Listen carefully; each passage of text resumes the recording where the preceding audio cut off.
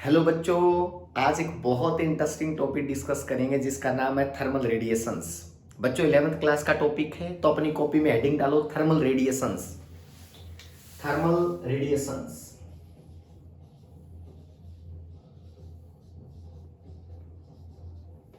एक बात आप लोग बिल्कुल क्लियरली समझो बेटा कि थर्मल रेडिएशंस क्या होती हैं। अगर आप किसी बॉडी का टेम्परेचर इंक्रीज करते हैं तो वो बॉडी कुछ लाइट या कुछ एनर्जी एमिट करती है, उनको बोलते हैं थर्मल रेडिएशंस। रिमेंबर, अगर किसी बॉडी का टेम्परेचर अगर आप 10 डिग्री सेल्सियस करते हो तो कुछ रेडिएशंस एमिट करेगी, 20 करते हो तो रेडिएशंस ज़्यादा एमिट करेंगी। तो इसका मतलब टेम्परेचर के साथ जो बॉडी रेडिएशंस एमिट करेंगी उनको बोलते हैं थर्मल रेडिएशंस। क्लियर है? तो लिखो, these are the radiations. These are the radiations emitted by a body. These are the radiations emitted by a body. Emitted by a body due to the temperature. Due to the temperature. Clear? These are the radiations emitted by a body due to the temperature are called thermal radiations. उनको बोलते हैं बच्चों, are called thermal radiations.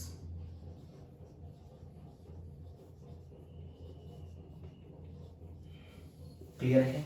अब सुना, जो thermal radiations है ना बेटा, वो किस किस फैक्टर पे डिपेंड करती हैं। सबसे पहले आप लोगों को क्लियर है, फर्स्ट फैक्टर है टेम्परेचर।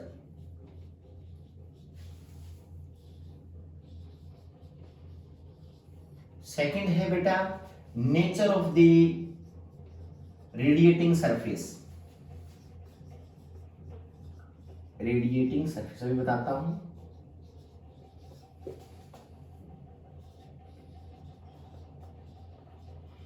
एक बात समझना, अगर आपको लगता है कि टेम्परेचर बढ़ाने से कोई सरफेस एनर्जी जो बाहर निकालता है वो कम निकालता है या ज्यादा निकालता है, वो कौन डिसाइड करेगा?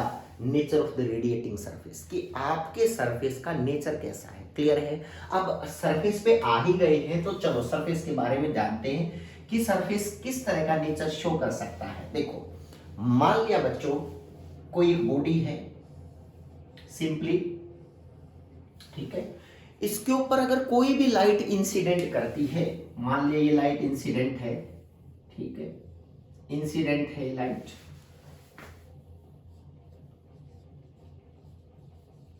इंसिडेंट लाइट, इसकी कितनी पॉसिबिलिटी हो सकती है? या तो ये लाइट को रिफ्लेक्ट कर सकता है,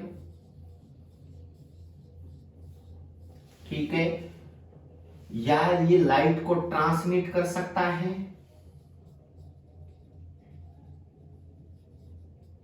या ये लाइट को एब्जॉर्ब कर सकता है। एब्जॉर्ब,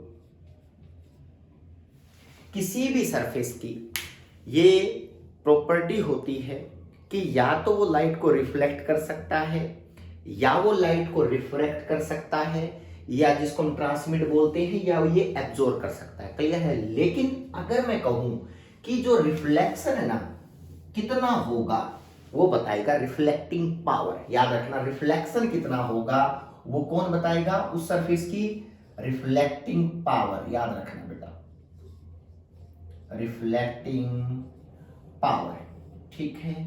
अगर मैं कहूं कि एक गिवन टाइम इंटरवल में कितनी लाइट रिफ्लेक्ट हुई है अपॉन उसी टाइम इंटरवल में कितनी लाइट इंसिडेंट हुई है, उन दोनों के रेशियो को बोलते हैं क्या चीज? Reflecting power. याद रखना, यानी कि रिफ्लेक्टिंग पावर को स्मॉल आर से डिनोट करते हैं बच्चों। ये क्या होती है? क्या है? The energy reflecting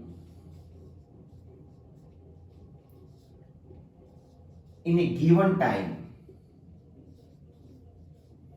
in a given time to the energy incident in the same time, in the same given time. उनके रेशियो को बोलते हैं बेटा, याद रखना। उसी टाइम इंटरवल में जितनी लाइट इंसिडेंट हुई है किसी टाइम में और उसी सेम टाइम इंटरवल में कितनी लाइट रिफ्लेक्ट हुई है बच्चों, उनके रेशियो को हम क्या बोलते हैं बच्चों कि क्या है वो रिफ्लेक्टिंग पावर, जिसको हम किससे डिनोट करते हैं, स्मॉल आर से डिनोट करते हैं, याद रखना। ठीक है, अगर मैं कहूं, हाँ देखो, अगर रिफ्लेक्टिंग पावर और इंसिडेंट पावर जितनी भी है अगर दोनों इक्वल हैं तो इसका मतलब 100% रिफ्लेक्टिंग बॉडी है। अगर दोनों इक्वल हैं तो आर की वैल्यू कितनी आती है बताओ, 1। क्लियर है, इसका मतलब आर इज इक्वल टू 1 में क्या कहेंगे, प्योर रिफ्लेक्टिंग बॉडी है, प्योर रिफ्लेक्टिंग बेटा, प्योर रिफ्लेक्टिंग सरफेस जिसको हम बोलते हैं। ठीक है, अगला पॉइंट समझो, ये पॉइंट है किसका, रिफ्लेक्टिंग पावर का। दूसरा क्या हो सकता है, एब्जॉर्बिंग पावर भी हो सकती है। ठीक है, एब्जॉर्बिंग पावर क्या होगी, एब्जॉर्बिंग पावर आप लोग क्लियर समझते हो, सेम डेफिनेशन एब्जॉर्बिंग में आएगी, energy absorb in A given time interval is energy incident in the same given time. Clear है ना, इन दोनों के रेशियो को क्या बोलते हैं बेटा, एनर्जी, यानी कि energy absorb upon energy incident. ठीक है, सेम टाइम, ब्रैकेट के बाहर लिख दो सेम टाइम, यही डेफिनेशन है, ये सेम टाइम में वैलिड है। क्लियर होगी ये बात यहां तक। इसको बेटा किससे डिनोट किया जाता है, ए से, इसको ए से डिनोट करते हैं, याद रखना। और इसका सिंबल क्या है, आर। अगर दोनों इक्वल हैं तो ए की वैल्यू 1 हो जाएगी। ठीक है, एब्जॉर्बिंग पावर। दूसरी कौन सी है, ट्रांसमिटिंग पावर। किसी बॉडी का सरफेस अगर ट्रांसमिट ज्यादा करता है, ट्रांसमिटिंग पावर क्या होती है, सेम डेफिनेशन बिल्कुल क्या है, यहां पे चेंज क्या हो जाएगा, energy transmit per unit energy incident same time के अंदर। क्लियर है, यानी कि 2 सेकंड लगे हैं 2 सेकंड तक एनर्जी इंसिडेंट की, वही 2 सेकंड कुछ टाइम बाद देखे। क्लियर है, 2 सेकंड बाद हमने देखा कि 2 सेकंड तक वो लाइट रिफ्लेक्ट हुई देखी, तो अगर वो लगता है कि रिफ्लेक्शन का रेशियो कितनी एनर्जी रिफ्लेक्ट हुई, कितनी इंसिडेंट हुई इस 2 सेकंड में, उनका रेशियो ले लो, तो होगा रिफ्लेक्शन। और एब्जॉर्ब कितनी की, वो होगा एब्जॉर्बिंग पावर। और बेटा ट्रांसमिटिंग कितना, अगले मीडियम के साइड चली गई, ट्रांसमिट होगी, उसको क्या बोलते हैं, ट्रांसमिटिंग पावर। मुझे लगता है एनर्जी ट्रांसमिट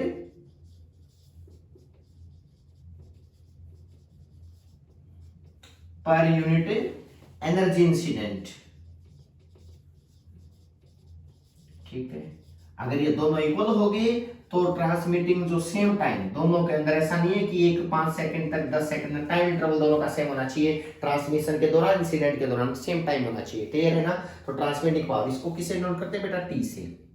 ठीक है, यानी कि किसी इंसिडेंट लाइट के 3 केस हो सकते हैं, या तो लाइट एब्जॉर्ब हो सकती है, या वो लाइट रिफ्लेक्ट हो सकती है, या वो लाइट ट्रांसमिट हो सकती है। लेकिन अगर वो प्योर ट्रांसमिटिंग है तो ट्रांसमिटिंग 1 आएगा, अगर प्योर रिफ्लेक्टिंग है तो रिफ्लेक्टिंग पावर 1 आएगी, प्योर एब्जॉर्बिंग है तो क्या होगा, एब्जॉर्बिंग पावर कितनी होगी, 1 होगी। क्लियर है, तो इसका मतलब सिचुएशन समझो, R plus T plus A मिलके 1 के इक्वल होगा। याद रखना, इनमें से अगर 2 जीरो हैं, 1 है, यानी कि ना तो रिफ्लेक्ट हो ना ट्रांसमिट हो, क्या होगी 100% एब्जॉर्बिंग।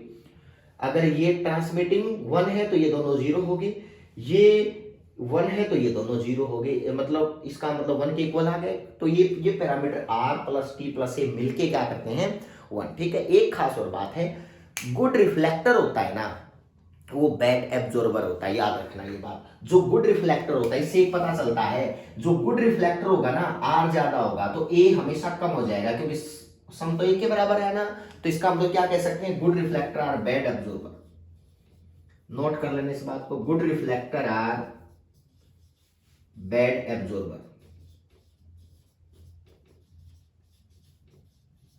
ये बात इसके ऊपर स्टार लगा लेना, ये तुम लोगों को हमेशा याद रखनी चाहिए। ठीक है, अगला पॉइंट, अगर मैं कहूं कि भाई देखो सर, सरफेस के बारे में पता चल गया कि सरफेस की तीन चीजें होती हैं, या तो लाइट को ट्रांसमिट करेगा, या वो लाइट को इंसिडेंट करेगा, या वो लाइट को क्या करेगा बताओ, ट्रांसमिट करेगा, रिफ्रैक्ट करेगा और रिफ्लेक्ट करेगा। ठीक है, तीन पॉसिबिलिटीज होगी यहाँ पे। अब क्या है ये सरफेस का नेचर। अगर मैं आपसे क्वेश्चन पूछता हूं कि भाई रिफ्लेक्शन में और एमिशन में एक डिफरेंस होता है, क्या होता है? रिफ्लेक्शन के अंदर टाइम इंटरवल बहुत कम होता है बेटा, याद रखना। जो रिफ्लेक्शन होता है वो इंसिडेंट लाइट जो होती है उसी वही बाउंस बैक करती है, उसको बोलते हैं रिफ्लेक्शन। लेकिन एमिशन ऐसा नहीं है। लाइट एमिशन में भी ऐसे ही जाएगी, बाहर की डायरेक्शन में ऐसे निकलेगी, लेकिन एमिशन ऐसा नहीं है। एमिशन में पहले एब्जॉर्प्शन होगा, याद रखना। एमिशन क्या होगा बताओ? पहले एब्जॉर्ब होगी लाइट, उसके बाद एमिट होगा। ठीक है, अब ऑब्वियस सी बात है, एक बात प्रैक्टिकली समझना बेटा। अगर मैं कोई लाइट मेरे पे इंसिडेंट करता है सरफेस पे, अगर वो एब्जॉर्ब कर ले, जरूरी थोड़ी है वो उसी टाइम निकाले, उसके पास वो टाइम है, हो सकता है वो 10 minute, 15 minute, 20 minute, 2 hour, 3 hour, clear है? तो उस मटेरियल के नेचर पे डिपेंड करना है ना। जैसे मैं कहता हूँ फ्लोरोसेंस, फ्लोरोसेंस क्या होता है? फ्लोरोसेंस कि लाइट गिरी, इंसिडेंट हुई, इंसिडेंट लाइट के बाद क्या हुआ बताओ? वो उसी टाइम पे थोड़ी देर बाद उस लाइट को एमिट कर देता है, उसको बोलते हैं फ्लोरोसेंस स्क्रीन, क्लियर है ना? फोस्फोसेंस होता है, कुछ टाइम लेता है बेटा। जैसे कोई मटेरियल ऐसा होता है, लाइट को तो एब्जॉर्ब कर लिया उसने, लेकिन क्या किया, कुछ टाइम बाद एमिट किया, लेकिन वो रिफ्लेक्शन नहीं बोला जाएगा बेटा। समझ में आई बात? रिफ्लेक्शन तो उसी टाइम पे होता है। तो ये चीजें रिफ्लेक्शन में और एमिशन में कुछ डिफरेंस तुम्हें क्लियर होना चाहिए अपने माइंड में। ठीक है, अगला पॉइंट देखो। अगर मैं तुम्हें एक सिंपल बात बोलता हूं कि भाई देखो, किसी सरफेस, कोई सरफेस अगर लाइट को एब्जॉर्ब कर लेता है ना, वो सरफेस की पावर उसको बोलते हैं एमिसिव पावर, याद रखना। अगर मान लिया कोई सरफेस क्या करे बताओ, किसी एनर्जी को एब्जॉर्ब कर ले, क्लियर है? कितनी वेवलेंथ को, हर टाइप की वेवलेंथ को जो एब्जॉर्ब करे, क्लियर है ना? या वो हर टाइप की वेवलेंथ को एब्जॉर्ब ना करे, इसका मतलब ये हुआ कि वो एमिसिव पावर डिसाइड करेगी उस सरफेस की कि वो कैसी है। तो अपनी कॉपी बैठने लो, किसी सरफेस की एमिसिव पावर क्या होती है, क्योंकि तीनों चीजें पढ़ ली, रिफ्लेक्टेड, एब्जॉर्प्शन और ट्रांसमिशन। इसके बाद अगर कोई लाइट एब्जॉर्ब हो जाए तो क्या करती है, वो फिर एमिट करती है लाइट को। तो इसलिए वो एमिसिव पावर किसी सरफेस के बारे में हम लोग डिस्कस करेंगे। तो हेडिंग डालो एमिसिव पावर बच्चों, एमिसिव पावर।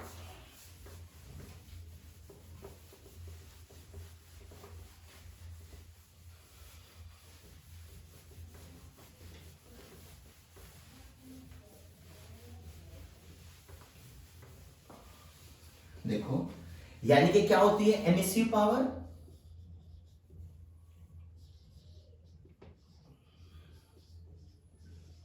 ये सरफेस की प्रॉपर्टी के साथ जुड़ी टर्म होती है कि emissive power surface dependent, it is a property of a body, it is the ability बोल सकते हैं, एबिलिटी ऑफ ए सरफेस या body which emits the all type of wavelengths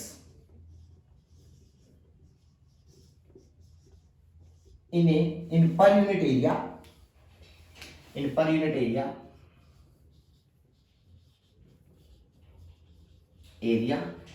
per unit time। ये बात याद रखना, ये एमिसिव पावर होती है, यानी कि ability of a body which emits the all type of wavelengths by per unit area, in per unit area and per unit time। उसको बोलते हैं एमिसिव पावर उस सरफेस की, कि वो एबिलिटी उस सरफेस की। ठीक है, अगला पॉइंट, अगर मैं यानी कि all type of wavelength, all type of A wavelength, clear है?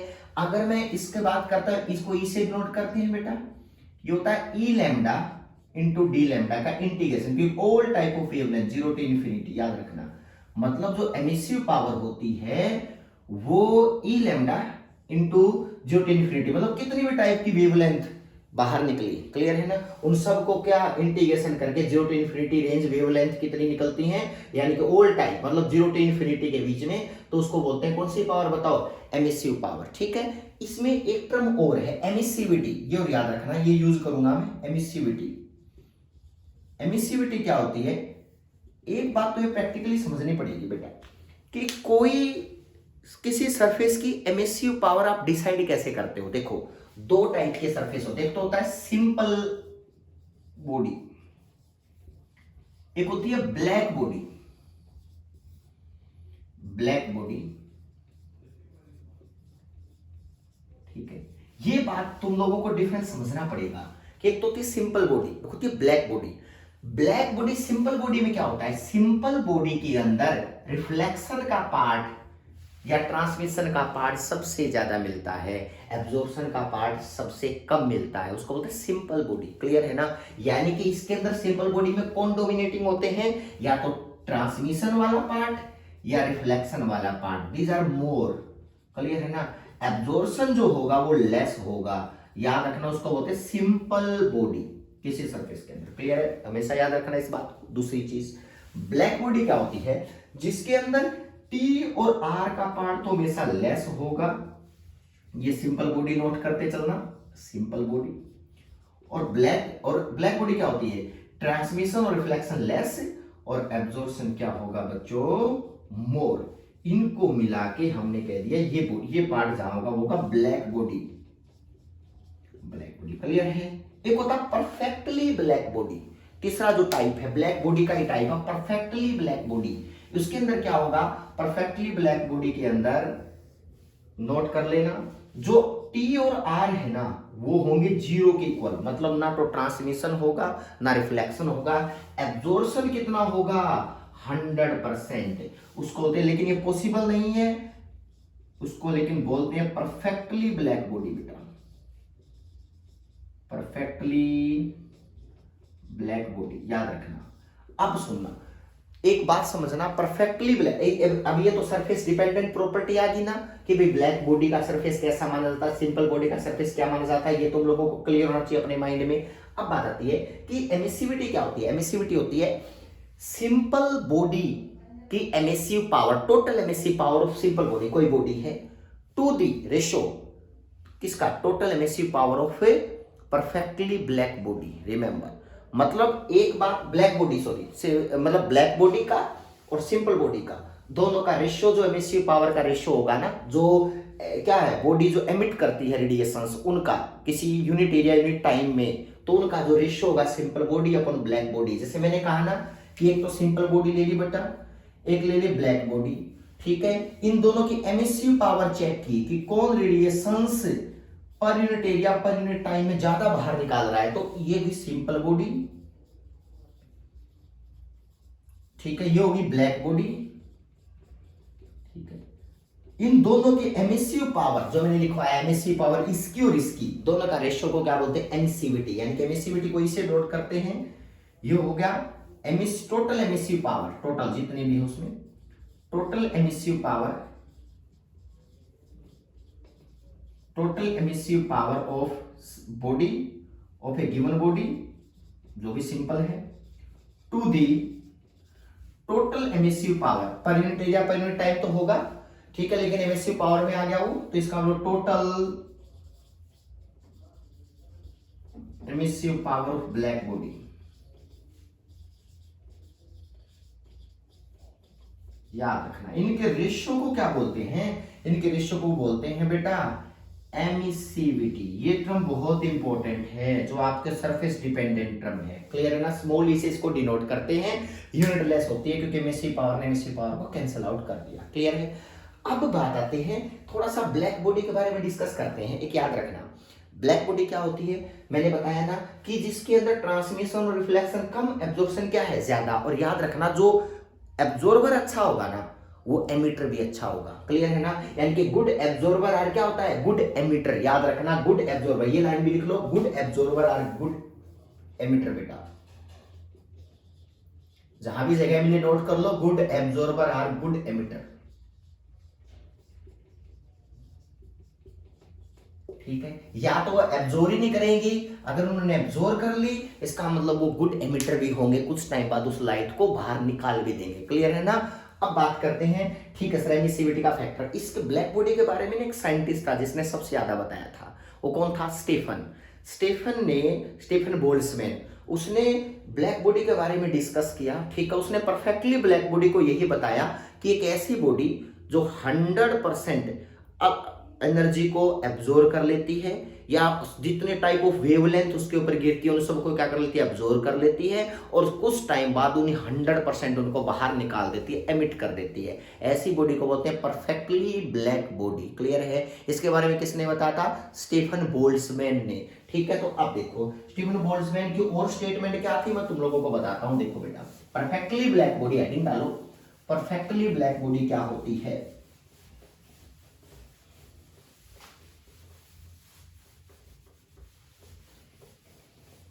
देखो, perfectly black body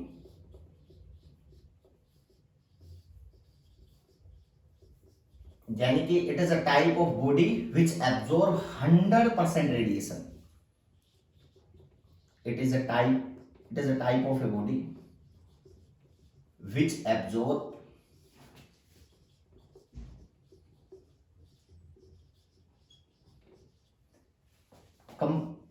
completely, which absorb 100% beta radiations incident on it।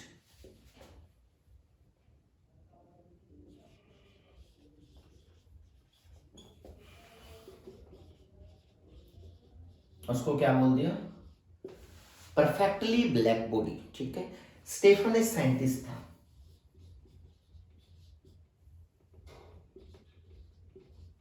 उसने एक लॉ दिया। उसने क्या कहा? उन्होंने कहा देखो ऐसा है, उसने स्टेटमेंट थी कि good absorber are good emitter, उस थ्योरी पे काम करता है, क्योंकि ब्लैक बॉडी का ट्रांसमिशन रिफ्लेक्शन तो बिल्कुल लेस होते हैं और जो एब्जॉर्प्शन होता है मोर होता है ब्लैक बॉडी में। तो होगा क्या?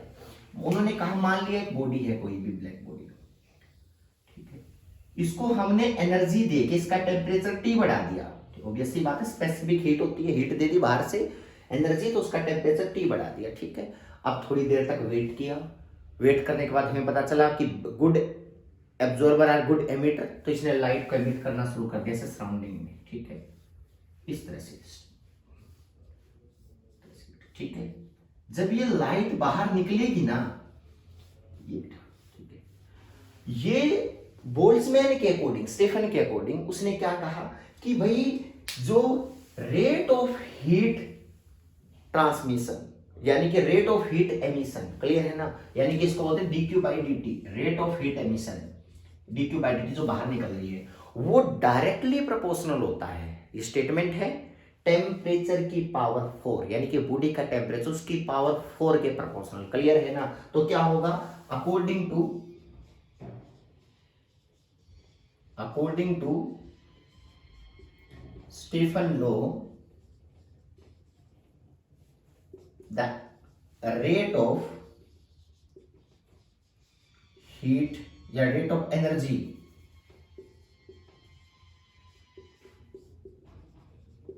emission is directly proportional to fourth power of, statement है fourth power of temperature of body। ये स्टेटमेंट समझना, ये किसने बताई थी? स्टीफन ने। उसके अकॉर्डिंग क्या था? उसके अकॉर्डिंग बहुत ही सिंपल बात यही थी कि भाई देखो कोई भी बॉडी है मान लिया, उसमें डायरेक्टली प्रोपोर्शनल का रिलेशन आएगा, तो dq बाई dt जो होता है ना, जिसको बोलते हैं पावर भी बोलते हैं बेटा, याद रखना ये पावर भी होती है, पावर रेडिएटिंग। इस चीज को इसलिए समझना क्योंकि न्यूमेरिकल इसमें से आते हैं, पावर भी बोलते हैं, dq एनर्जी का टाइम के साथ बाहर निकलना, पावर। उसने क्या कहा? जो dq बाई dt है, ये dq बाई dt जो डायरेक्टली प्रोपोर्शनल है बेटा, याद रखना t की पावर 4 के, टेम्परेचर की पावर 4। t है temperature of body, temperature of a body. ठीक है, दूसरा पॉइंट उसने कहा, दूसरा फैक्टर और है बेटा, अगर ज्यादा बड़ा एरिया लिया आपने किसी बॉडी का, एरिया ज्यादा लिया, मान लिया बेटा इसका एरिया क्या है बताओ, ज्यादा है, बड़ा एरिया है, तो जो रेट है वो ज्यादा होगा, उसका रेट देखोगे ना बाहर निकलने का पर यूनिट टाइम, तो उतना ही क्या होगा, ज्यादा होगा। तो दूसरी प्रोपोर्शनलिटी उसने ली एरिया के साथ डायरेक्टली है, यानी कि एरिया ऑफ ए बॉडी। ये क्या लिया, area of A emitting body, जो लाइट एमिट कर रही है उसका एरिया। सबको क्लियर है बात? तो बहुत सिंपल ही है कि भाई एरिया बड़ा है तो लाइट एमिशन भी क्या होगा, ज्यादा होगा। ठीक है, इन दोनों को प्रोपोर्शनलिटी में लेके आया स्टीफन, स्टेटमेंट ये लिखी, तो उसने कहा जो dq बाई dt होती है वो डायरेक्टली है एरिया और t की पावर 4 की। अब बारी थी प्रोपोर्शनलिटी की, तो प्रोपोर्शनलिटी में उसने क्या किया, dq by dt is equal to, यहां एक टर्म है सिग्मा a t की पावर 4। उसने ब्लैक बॉडी के लिए ये फॉर्मेट यूज कर दिया, परफेक्टली ब्लैक बॉडी के लिए, याद रखना परफेक्टली ब्लैक बॉडी के लिए, परफेक्टली ब्लैक बॉडी के लिए। यहां तक क्लियर है? सिग्मा को बोल दिया स्टीफन कांस्टेंट, अपना ही नाम दिया स्टीफन कांस्टेंट। इसकी वैल्यू कितनी होती है स्टीफन कांस्टेंट की? स्टीफन कांस्टेंट होती है, स्टीफन कांस्टेंट क्या है बताओ, सिग्मा 5.67 इंटू 10 की पावर -8। यूनिट देखो, यूनिट जूल पर सेकंड, इसको वोट बोल दो, पावर है पूरा, पावर पर मीटर स्क्वायर पर केल्विन की पावर 4, तो क्या होगा, वोट पर मीटर स्क्वायर केल्विन की पावर 4। याद रखना इसको पावर बोलते हैं, तो यूनिट वाइज हमेशा क्लियर है ना। अब यहां पे ना परफेक्टली ब्लैक बॉडी को छोड़ के, अगर ब्लैक बॉडी है तो सिंपल, परफेक्टली ना है तो बेटा रिमेंबर यहां एक टर्म और इन्वॉल्व की, थोड़ी देर बाद, थोड़े टाइम बाद उन्होंने कहा देखो भाई अगर परफेक्टली ब्लैक बॉडी नहीं है, ओनली ब्लैक बॉडी है, यानी कि ओनली ब्लैक बॉडी, फर्क है दोनों में। ओनली ब्लैक बॉडी के लिए क्या होगा बेटा, जो dq बाई dt था ये होगा एमिसिविटी का फैक्टर और ऐड हो जाएगा, ये एमिसिविटी याद रखना। और ये एमिसिविटी जो होती है ना, ये एमिसिविटी क्या होती है, E की वैल्यू 1 होती है, किसके लिए बताओ, E इज इक्वल टू 1, यहां लिख लेना, एमिसिविटी की वैल्यू 1 होगी परफेक्टली ब्लैक बॉडी के लिए। तो ये फॉर्मूला इसी में कन्वर्ट हो गया ना, देखो आगे इसी में कन्वर्ट हो गया, तो perfectly black body, perfectly black body. और E इज इक्वल टू 0 किसके लिए, जो बिल्कुल भी एब्जॉर्ब ना करे, ब्लैक बॉडी जो मतलब प्योर रिफ्लेक्टिंग बॉडी हो, जो रिफ्लेक्ट करते हैं, एब्जॉर्ब बिल्कुल ना करे, प्योर रिफ्लेक्टिंग के लिए, प्योर रिफ्लेक्टिंग बॉडी के लिए। क्लियर है ना? और इसलिए E की वैल्यू सिंपल बॉडी के लिए लाई करती है 0 टू का 1 के बीच में, याद रखना। ठीक है, 0 टू 1 के बीच में ये लाई करेगी, 0 होगी प्योर रिफ्लेक्टिंग, 1 होगी किसके लिए, परफेक्टली ब्लैक बॉडी अगर कोई है तो, याद रखना। लेकिन रेट क्या है बताओ, rate of energy emission per unit area, इसमें ना एक पर यूनिट एरिया होगा बेटा, पर यूनिट एरिया, सॉरी, क्योंकि यूनिट एरिया में है ना, is directly proportional to 4th power of temperature of body.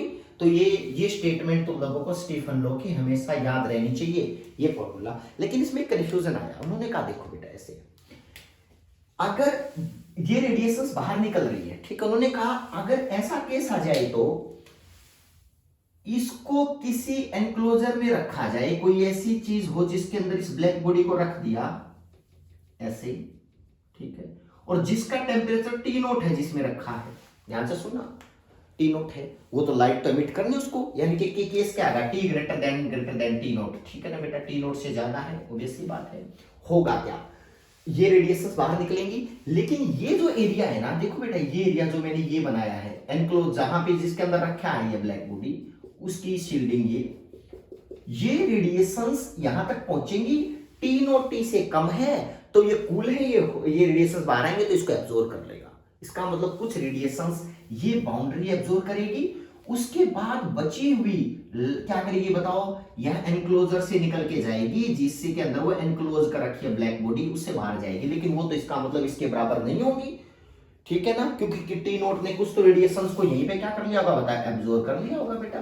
तो उन्होंने फॉर्मूला बनाने की फिर ट्राई की, इफ अगर T0 जो है ना बेटा, ध्यान से सुनना ये बात, अगर आपको लगता है बच्चों कि T0 सराउंडिंग का टेम्परेचर गिवन है, सराउंडिंग टेम्परेचर वो किसी के अंदर भी हो सकता है ब्लैक बॉडी, सराउंडिंग टेम्परेचर, ठीक है, T अगर बॉडी का टेम्परेचर है टेम्परेचर है, लेकिन ब्लैक बॉडी के अकॉर्डिंग तो हमें पता है कि भाई हमारा जो क्या होगा बताओ, ये फॉर्मूला लगेगा, लेकिन इसके अंदर एक माइनस करना पड़ा बेटा, यानी कि अगर सराउंडिंग का टेम्परेचर काउंट करना है तो जो dQ बाई dt का फॉर्मूला बन के आया वो ये आया कि भाई E सिग्मा T की पावर 4 माइनस T नोट की पावर 4 इंटू ए, यानी कि यहाँ एरिया भी आएगा एम सिग्मा इंटू ए। याद रखना ये कंप्लीट, अगर आप बाहर का सरफेस को काउंट करते हो कि रेडिएशंस निकलेंगी तो बाहर का सरफेस अब्जॉर्ब भी तो करेगा, उससे कूल है वो, तो कुछ रेडिएशन उसको छोड़ के कितनी बाहर आएंगी, तो वो क्या आएगा ई सिग्मा ए टी के बाद टी नोट किसका सराउंडिंग का टेम्परेचर है जिसके अंदर वो एनक्लोज कर रखी है ब्लैक बॉडी,